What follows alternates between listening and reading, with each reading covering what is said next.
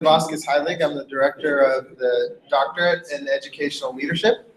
And we are each month bringing scholarship from across our program, faculty, students, those that are here housed in the College of Education, and also those that are housed in our partner program, the policy program across campus. And so today, one of the students from the policy program here at Sacramento State is going to present his research on charter schools. Just yesterday, I received a message from a staff member of an African-American senator in the state, in a state, saying that the senator's priority for this session was choice, right? But there's a lot of conversations around what is the actual impact of school choice on African-American and Latino kids. We of course know the Credo study that shows that 80% of charter schools actually perform no better than the public schools in their neighborhood. We know that in some states, like Nevada, charter schools have a negative impact of about 2 months of instruction in reading and math. A state like Texas, there's a full month of negative impact of charter schools on average. That doesn't mean that there aren't charter schools out there that are doing a brilliant job, but just on average, so far the data is demonstrating to us that they are performing better than our neighborhood public schools. So with that introduction, I'm going to turn it over to Dr. Sujin Jez, who is the Associate Director of the doctoral program. And without further ado, Dr. Jez, and also hello to everyone out there that's watching this broadcast, live streaming, wherever you may be across the world. Welcome. Thank you. So thanks for those who are spending a really beautiful Friday afternoon here with us. So I have the honor of introducing Michael Lynch, and I'm going to largely read his bio because it's quite impressive and long, and I don't want to miss anything. So Mr. Lynch is currently a legislative aide in the California State Assembly for Assembly Member Reggie Jones Sawyer. He's the lead advisor in several policy areas, including education, banking, finance, human services, housing, and economic development. Mr. Lynch is also the co-founder and CEO of Improve Your Tomorrow, IYT, a nonprofit college prep program in South Sacramento. IYT was started in 2013 to inspire young men of color to break generational cycles of poverty, incarceration, and low educational attainment. The program provides weekly tutoring services, college tours, skill builder workshops, internships, and mentorships to its participants. Mr. Lynch began his career in politics and public policy as an intern for Assembly Member Wilmer Carter. Upon completion of that internship, he spent a summer in Washington, D.C., working as a government relations fellow for the Campaign for Youth Justice.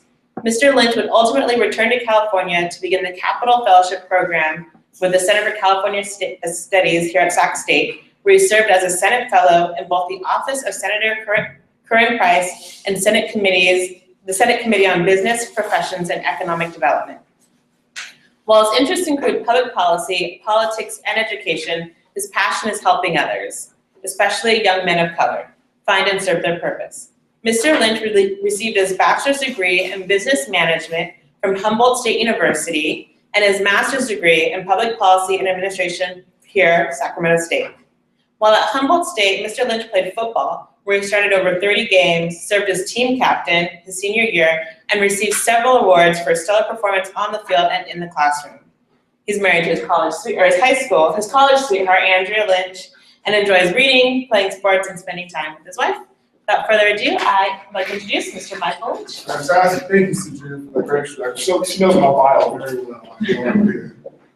So thank you again for taking the time to talk about my recently completed thesis titled "What is the Effect of Charter Schools on African American and Latino Students?" And just to let you all know, I recently entered the Student Research Symposium here at Sac State. So I'm trying to use this presentation really as a practice for the presentation I'm doing for the competition in 2 weeks. So I would greatly appreciate any feedback you can give me, and I don't want to study about my presentation, either after the presentation or through email. How I became interested in charter schools was after watching the 2010 documentary, Waiting for Superman. For those of you not familiar with the movie, the documentary 5 families as they try to enroll their children in various high-performing charter schools. After I saw the movie, I began to reflect on my own journey going through traditional public schools in Stockton and South Sacramento. I mainly attended low-performing, high-poverty charter schools from high-poverty, low-performing traditional public schools, through my K-12 education. And there was really 3 common metrics I learned, right? Kind of all the schools I attended. I attended probably about 9 schools from K through 12. The first common one was there was a lack of motivation amongst the students. Second one was our classrooms are often under-resourced. And third one, and most importantly, most often my teachers and my peers' teachers didn't expect much from us. So really those common 3 factors really led to my peers' performance in school, but also it was most acute amongst the students who looked like me, who had brown and black skin. So after I saw the movie, I began to reflect, and I was thinking, maybe I would have been better prepared for college. My peers have had the better academic outcomes if we would have attended the charter school. So that was really what sparked my interest in charter schools.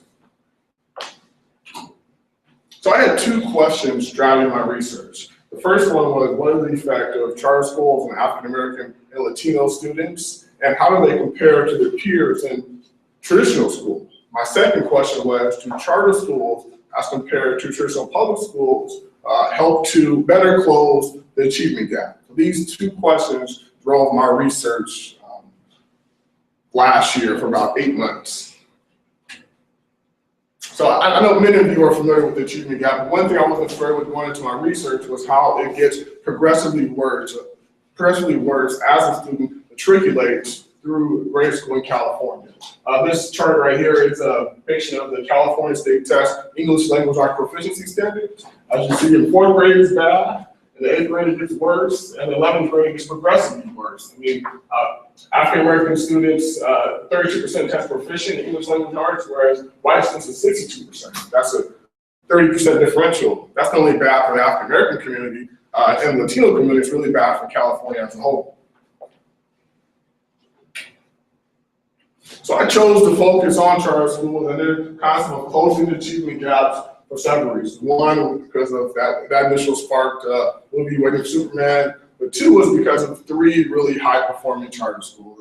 The Harlem Children's Zone, KIPP Academy, and St. Hope Academy. KIPP is a national charter management and manages several charter schools across the region, across the U.S. And for the most part, and almost every state they have a school in, it's one of the highest performing schools in that state. St. Hope Academy here locally, they operate 3 charter schools, one of them being PS7. And PS7 is a K-8 school. It's one of the top performing elementary schools in the area, and it serves primarily low-income African-American and Latino students. Harlem Children's Zone, they have gotten national media attention for the performance of their students, which is again a traditionally underperforming population. And Students First, ran by Michelle Reed, the former CEO of Students First National Education nonprofit. Michelle Reed, the founder of Students First, is the former chancellor of Washington, D.C. schools. And a couple of years ago, she was on Oprah Winfrey, said she wanted to raise $1 billion for education.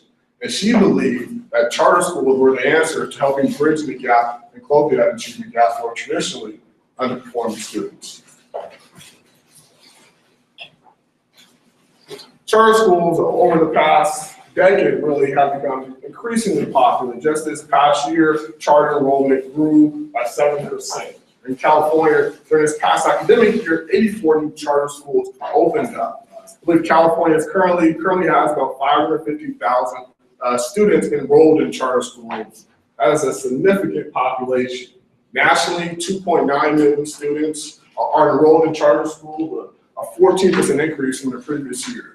Matter of fact, over the past decade, charter enrollment has increased about 1,000%. There's a huge increase of parents choosing to enroll their kids in charter school without really much evidence showing that it's drastically improving performance. So throughout my thesis, I reviewed hundreds of articles and studies regarding the performance of charter schools. Really, I came to one solid conclusion. Research is inconclusive. There's no solid evidence either way. Well, there's no consensus amongst the research community on the performance of charter schools. Some charter schools are showing that they have, their students are drastically increasing. Some other studies are saying, no, not quite. And what I found was that the research that's showing the high impact charter schools, they really have two main practices. They have longer school days and longer school years. So overall, their students are going to school a lot more than the neighborhood traditional school. And I'll also discovered that the best indicator of student success, I know many of you know in this room, is the best indicator of student success is household income and parent education level. So if you're an upper middle class child whose parents have gone to college already, most likely you will do very well in our public school system. So I had three hypotheses going into my study. I believed that African American students that charter schools are more effective for African American students. I also believed that charter schools were hoping to close the achievement gap between Black and white students. And these two hypotheses really came from previous research I had done, not to the extent I've done for my research, my thesis, but from other reports and stuff I've done leading up to my thesis. I also thought that charter schools were not drastically affecting performance of Latino white students. I remember sitting down with Sujin and Ted before I began my thesis and telling them what to do this, and I was pretty capitalist, and I kind of know this is happening. And I was like, well, I don't know. I was like, so I went into it thinking something different, that I was gonna find something different. So I went about trying to quantify this effect through a logistic regression. The regression was just trying to quantify the exact effect that charter schools were having on African American and Latino students. My dependent variable, I had 5 years of API data from the California Department of Education. And so the API was how I was going to measure the exact effect that charter schools were having on African American and Latino students. I tested variables with charter versus non-charter. I had four independent variables on income, race, parent education level, and whether or not the teacher has a teacher credential. And my unit of analysis was elementary school. So my study encompassed all of the public elementary schools in the state. So it was about a sample size of about 6,000.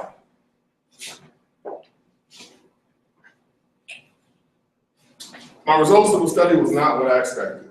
I discovered that African American elementary school students, as compared to their peers in traditional, that African American students who are enrolled in charters perform no better than African American students who enrolled in traditional schools. So the performance was about the same. Charters were not having a drastic effect. I discovered that Hispanic elementary school students who enrolled in charters, their API score dropped 11 to 18 points as compared to Hispanic elementary students enrolled in traditional public schools. So Hispanic students I found were seeing a drop of 11 to 18 points. I had to measure the effect of white elementary students to see whether or not they were closing the achievement gap. I found that white elementary school students were doing progressively worse. Their API score were dropping 26 to 42 points as compared to white elementary students in traditional public schools. So this was definitely not what I expected going in, but it was on track with some other research I read about the effect of charter schools, especially the Credo study, which showed that on average, charter schools not drastically affecting the performance of students. Could you flip back to the methodology slide? The variables are API scores, test variables, charter schools, there's no charters, control variables.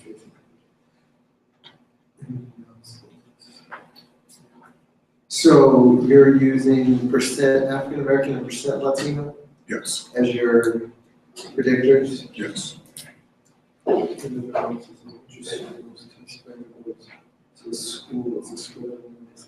Okay, could you go to the next slide? Oh, no. I'm sorry, there's all.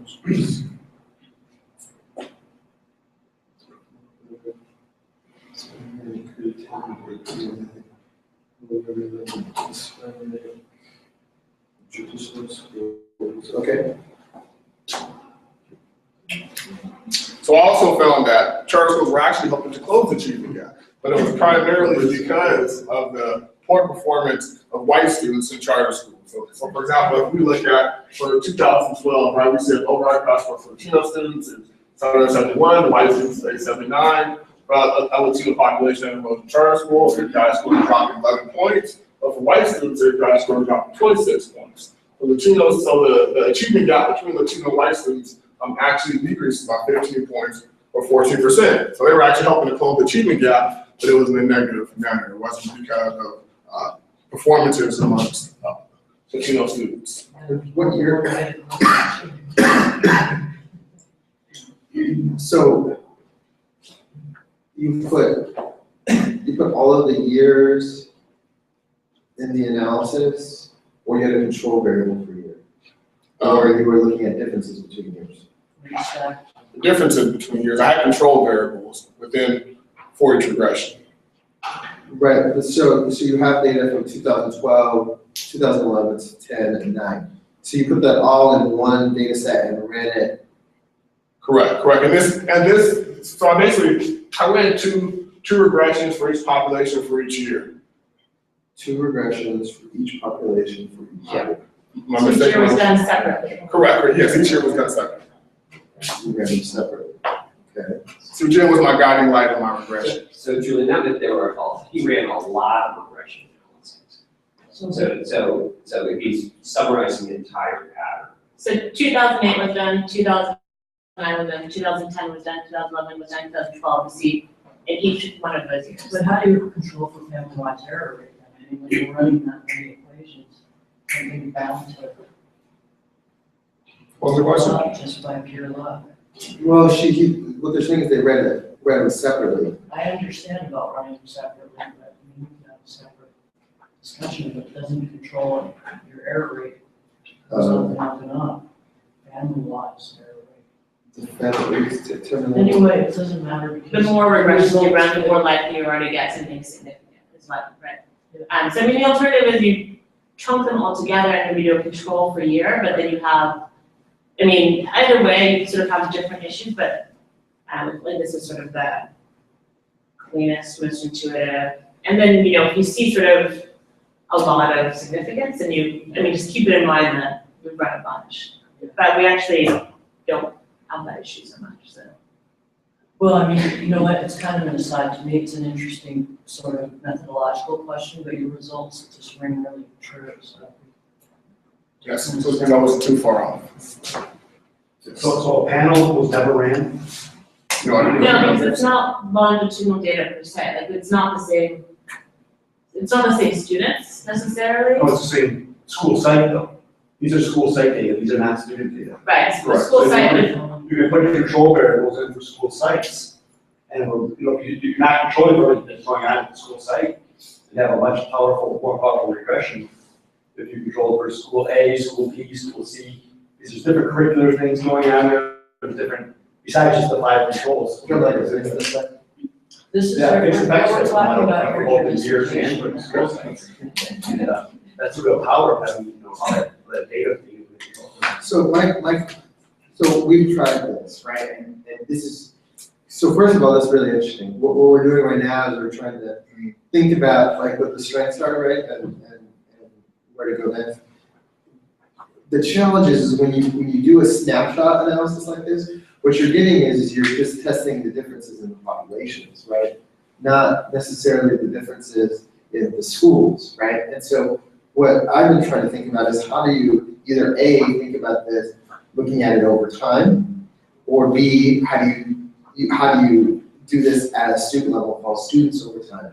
Because otherwise, because we have analyses similar to these, what you're really testing is who enrolls in the charters and who enrolls in traditional public schools, right? And so what this tells me is that, and what we really want to know is like over time, do you see those gaps change, right? So just.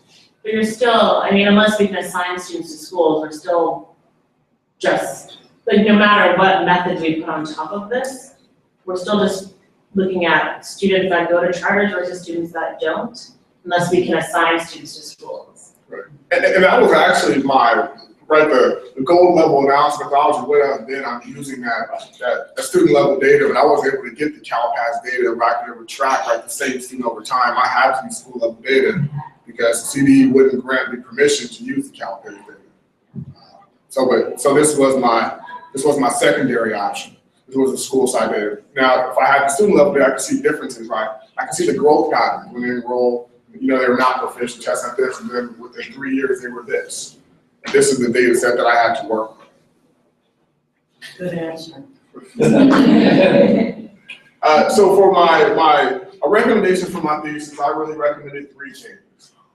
And I recommended to the policymakers, like my boss, who's a policymaker. I said that districts and the state should decrease the number of charter schools they're authorizing on an annual basis, purely because of it is not conclusive in a sense of the students' performances once they enroll in charter schools. And when charter schools do arise in the district, they're often created from fiscal pressures among the other traditional schools. And I did also recommend that certain charter management organizations like KIP, like I said, be allowed to expand because they're having their students are performing at levels that their peers in traditional schools are not.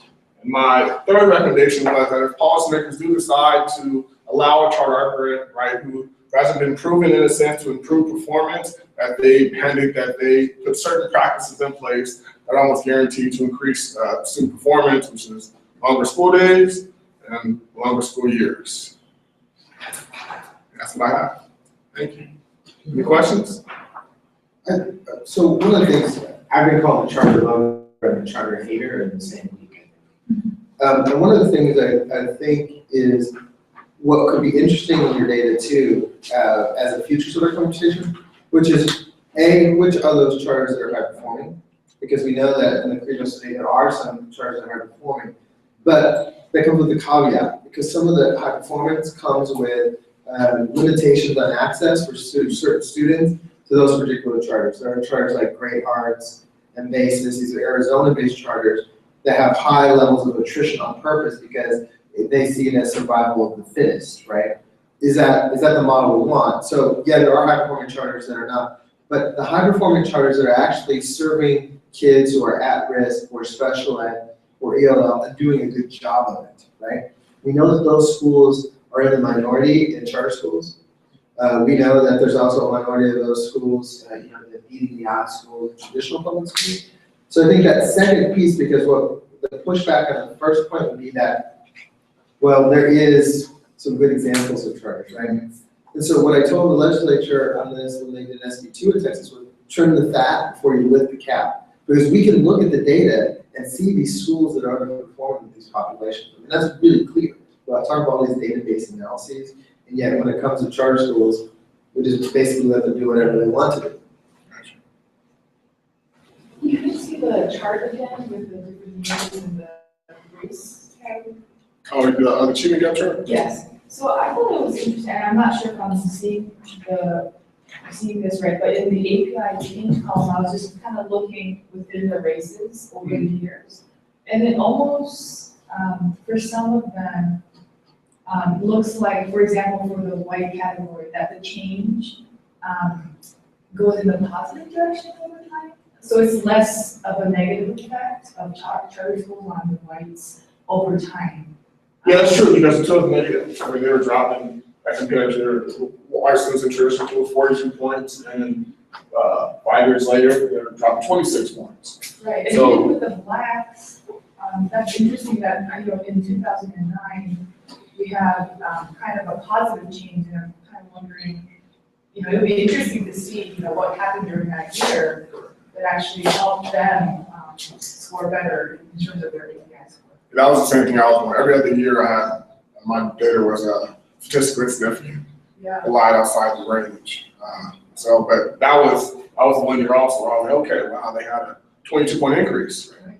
What happened in that year? But, that was outside really the realm of my study. I just wanted to try to figure out the effect that charter schools were having. So if you run it as a panel, you would be able to control for differences if there was any sort of statistical difference in any particular year. What I mean by panel is you list the data vertically, and then you have each data 1, 2, 3, 4 for each school. because, a lot of these analyses, if you notice, people eyeball them, right? There was this charter study that came out of Texas the other day, last couple of weeks, and it was like 3-point differences, and they're like, well, I look at this 3-point difference and it's larger than the other one, so it's definitely different, right? But what we did, they didn't give us any contextual ANOVAs or anything else to understand if that difference was actually statistically different from 0, right? So I think, sometimes we can eyeball these numbers and we say, that looks bigger or smaller, right? But when we actually test the numbers, that's when we know whether they're interesting and unique enough for us to be statistically significant. One thing about charters to think about is the selection bias issue. When people are in a public school, they're disgruntled in some way, and they're quite disgruntled because it's a huge effort to begin a charter or to find a charter, to get your kid farther away from it. So is it all that bad that we find when somebody goes to a charter, they do the same as in the public school, or they even do slightly worse? Because you really don't know how much worse they were doing in the public school, because there is this selection bias that's coming out of it. So unless you have some really strong experimental evidence where you follow people, just because they're doing the same or doing worse in a charter school, this is compared to the population that remained in the public school, right? These are just kids who weren't doing, parents and for some reason weren't doing as well.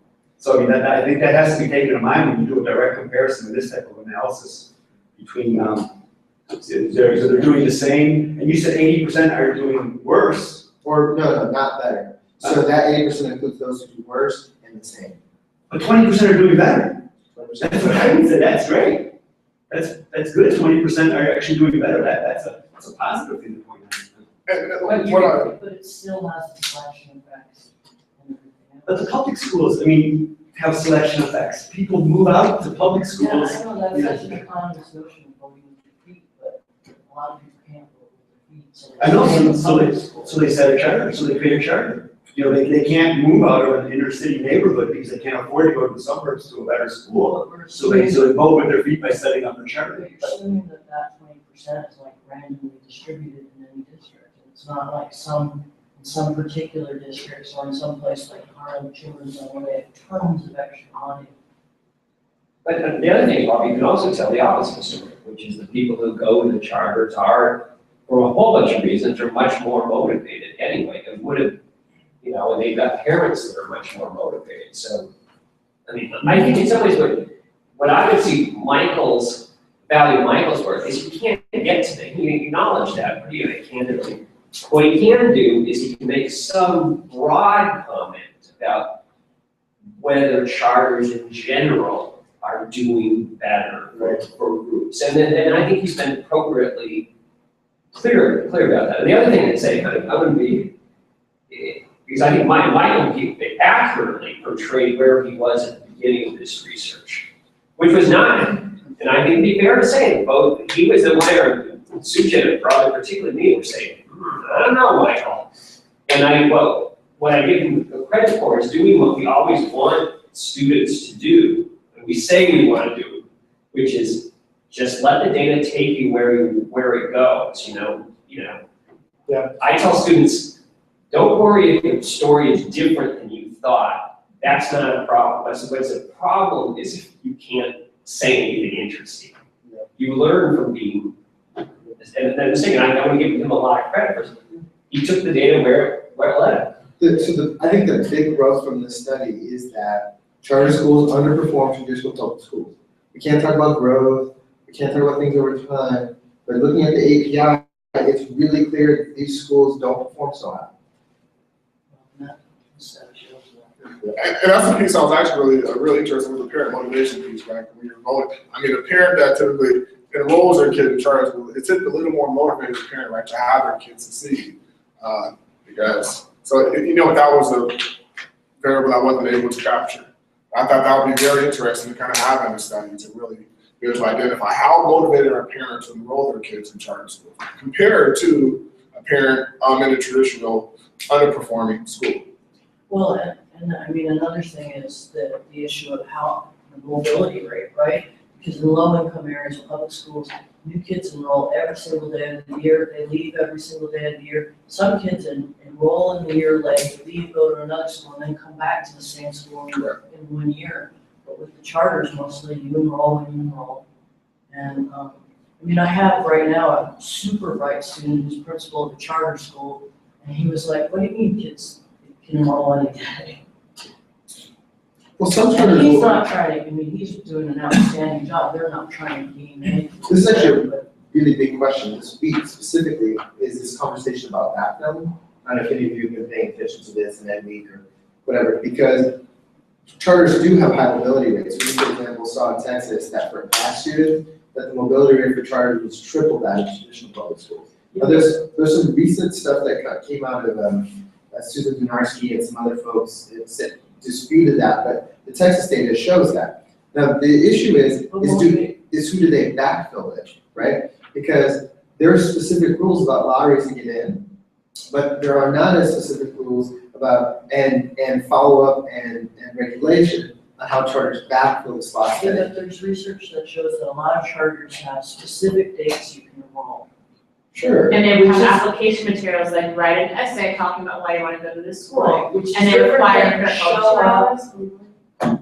and you're in every single day. Sure, no, we're not disagreeing. What I'm saying is that charters have the leeway to decide who they backfill their school with, or to decide whether they backfill at all. Schools like Basis and Great Heart, they don't backfill. That's why their senior classes have like 23 kids in them and started with a couple of hundred, because they choose not to backfill. Now, there's other schools that choose to backfill, and the thing is that charters do that on their terms, whereas traditional public schools enroll on the terms of the public. Yeah, I think no one here is in disagreement that charters have ways to select their students that traditional public schools can't. And that clearly impacts this. I think Davis Public Schools has a way to select their students. It's called property values. Yeah. You can't afford to live there, right? And although there was open enrollment, they say, no, you're not welcome, we don't have space for you. So, there are public schools do have very socioeconomic ways of selecting their students, and there is a selection bias in most. And then there's places like Berkeley who use census tracts to desegregate their schools because they can't do it because of parents involved, right? So I think communities can do this if they have the will to do it. I think it's the same with charter schools. Charter schools can enroll a diversity body and keep that student body if they so choose. Unfortunately, as you look across the data, it varies school, charter school wise, whether they actually have policies that promote equity and access. Because you should point out, you did use the African American API score and the Latino API score, which is separated within the school site, in this analysis, is that correct? Yes. When you're presenting, I think, at the research conference, that's important to point out. Some people might not often have familiar with the data set, because it is required, before they used to all be lumped together, and the strategy just raise your overall API score, and now you had to raise the subcategories. So that's additional. Yeah, and I think the big rub of the study is that charter schools are not performing as well as waiting for Superman leads us to believe. I've debated Michelle Reedy on Twitter about this very issue, that they do not perform as well as we're led to believe. The data is the data. Now, you can argue about selection effects and student populations and these sorts of things, but the bottom line is if you look at the API, they underperform traditional public schools. So you could say it's because students are emptying out or, but that's the data. Oh, I just wanted to also reiterate what Ted said. I think you did a really great job on the presentation, and I particularly commend you on that ability to say, this is what I thought, but, this is what I found. I'm trying to teach doctoral students to do that right now when they're going, but I didn't found that that's not what it's saying. And yeah, it's not what it's saying, so what is it saying? So that's really refreshing, and especially in this debate, I think refreshing. But the other thing is that Michael isn't saying at the end that charter schools are necessarily bad. He's saying that he actually still thinks that if charter schools do certain things, they can do well. But it's always, I think what he's saying is, we've got to get past these really gross trying charter schools better, that's, if we're gonna talk about what make it's not simply be the charter, it's gotta be other things. And maybe the other things are actually the critical things that they do, not be the charter, not be the charter per se. And probably the most interesting study I found in my research was a study by with Richard Foyer, economist out of Harvard, where he did a study where he injected the best practice of charter schools in a school district in Texas. And he found that once he injected these best practices with the traditional public schools, test scores rose and the graduation rates rose. But the best practices philosophy, I think, is despite what school it is, if you inject these things that schools do well, for the most part, kids will do better.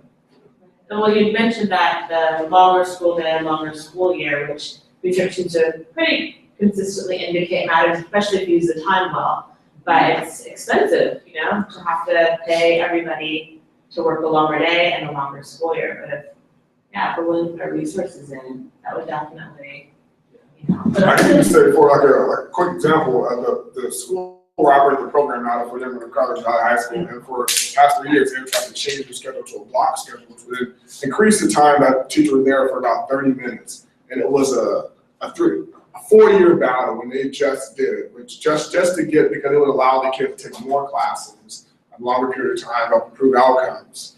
But the school just was able to have the union vote in favor. So now, after 4 years, they're like 30 minutes extra. What?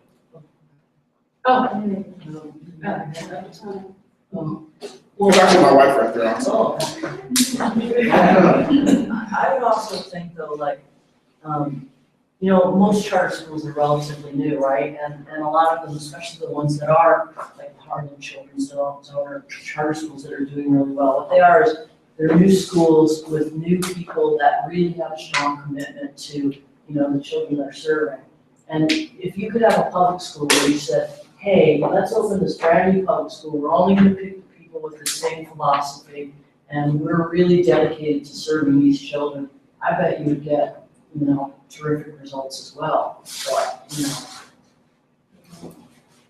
and they have all those sort of like services and support, they have after school programs, they have things for parenting, they have childcare, they have, healthcare support. And so it's not just the school in that instance. It's wraparound. Exactly. Yeah. What a great thing if we can have that for all kids. Any other We all thoughts? have to move to Davis. I know you began your exploration of this, in 2007, and the idea of having interaction variables. You have like a dummy variable that says this is a charter school, this is not a charter school, and that one variable is driving all of your results. But then that comes up an average, for these 4,000 different elementary sites at any time. But is there a difference, say, for an urban charter school as opposed to a suburban? So you interact with charter dummy, whether it's in an urban area or not. Or is there a difference when there's a higher percentage African Americans in the school than that? I mean, did you try any of that? Did you have any results? No, I did an interaction variable with this study, but my 2007 regression paper found that as the percentage of African American students rise within the school, the test scores actually rose also.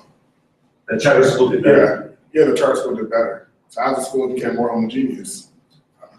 Yeah, so those are some very important items. You're basically now coming to one conclusion across 4,000 elementary sites across the entire state of California.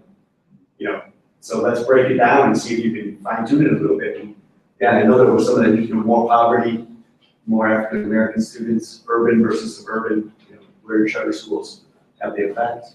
And the interesting thing would be the effect, in greater African American communities, greater poor communities, greater urban communities, where they can have these. Being the economist, that's where the voting with the feet doesn't occur. There is competition out in suburbia now. You're doing well, your people are going to pick up and leave, go someplace else, but not in these urban districts. Fantastic. Thank you for your time, and if you have any feedback for me, you can go back to my email on my presentation type or study, or here we go. If you have any questions, please let me know. Thank you. Thank